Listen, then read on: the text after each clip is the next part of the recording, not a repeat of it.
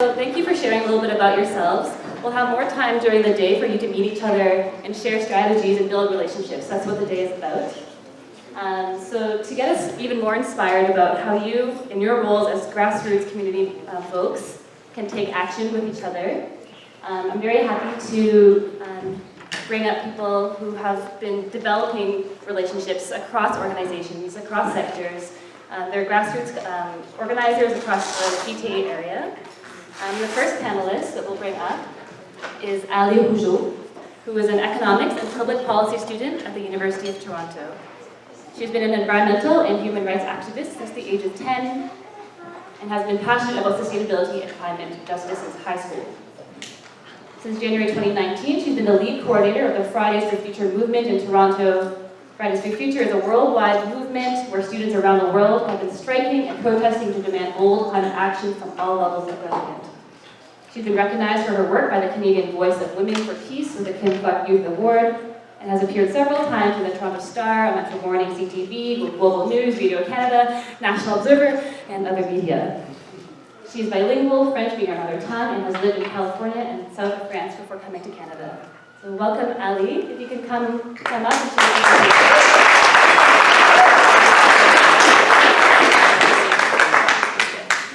your Good morning. Okay.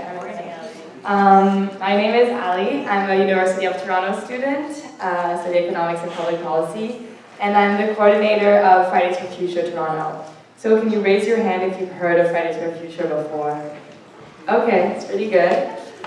Just for those that haven't, Fridays for Future is the movement that was inspired by Greta Thunberg when she started striking in August 2018. And it's a movement of young people across the world, and really everywhere in the world, that have started saying, you know, we're no longer going to spend time and energy and resources in going to school if it's preparing us for a future that we don't have anymore. And we're not going to be sitting in science class and listening to the science if our leaders aren't going to be listening to the science. And so from there, it really picked up, and I mean, you saw yesterday what was kind of the result of a year of activism from young people around the world. I think it's 7 million, the numbers, and in Toronto, we don't actually really know. I've seen anything from 15,000 to 75,000, so I don't know. What we've been doing throughout this week was we started on the 20th with something that we called a teach-in. And we had two facilitators that were talking, especially to young people in workshops, about how to talk to adults about the climate crisis. And we wanted this event to reflect the fact that a lot of young people have been getting all this information about the climate crisis, been feeling the eco-anxiety that we mentioned, and then haven't been heard or haven't felt like they were being listened to by older generations, or especially by our leaders. So that was kind of a way to make them feel empowered and help them find the path to express that and get other people to act. And then on the 22nd, on Sunday, we had the help of a lot of people to organize a youth summit where Diane Sachs, so the ex-Commissioner of the Environment, was also there.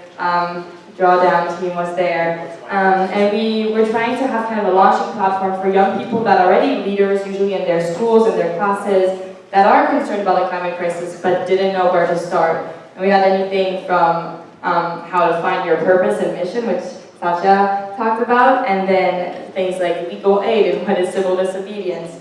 So we tried to give the tools, and that's something that we're trying to do more and more, is empower more young people to kind of find the space in their communities and in their families, in their schools, to step up.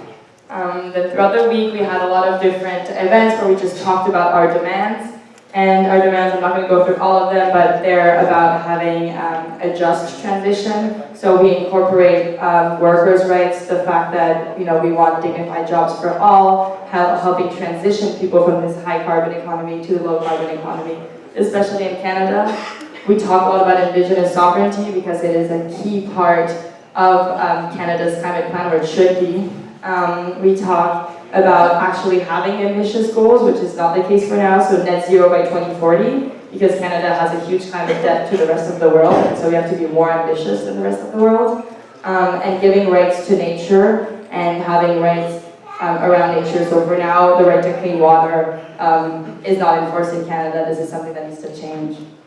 So we were educating throughout the week to kind of lead to yesterday, which was a pretty big day. I still haven't really processed it, but I think for Toronto, it was huge. I don't know if some of you, I think most of you were there. I think for Toronto, it really felt like this very business-oriented city kind of woke up. Bay Street was full. It was so great to see. We had, like the traffic was blocked for a while, and we had a concert afterwards. People were sharing. At the end, I was kind of like, I was getting really tired. I was just kind of looking back, and there was the sun on Queen's Park, and people like throwing frisbees and having a picnic and music in the back, and I thought, oh, this is the low carbon society we'll have eventually.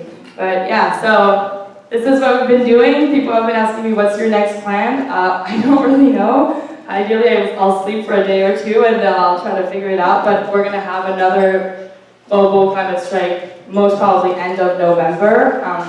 It's going to be probably right before COP, and also it's around what in North America we celebrate, which is Black Friday, which is for us also something that we want to acknowledge we need to depart from. So that's kind of the next big thing to look forward to. But in the meantime, we're going to try to use the momentum we have to show up to other people's events. So we have several Indigenous people that we're talking about toxic tours in the Chemical Valley, or things that are happening in Hyde Park around spraying Monsanto, that we want to show up for them. And similarly, we want to show up for other events of other people, like Extinction Rebellion, and kind of just bring the youth voice on all these other events to remind people of the intersectionality of all of it. Thank you very much.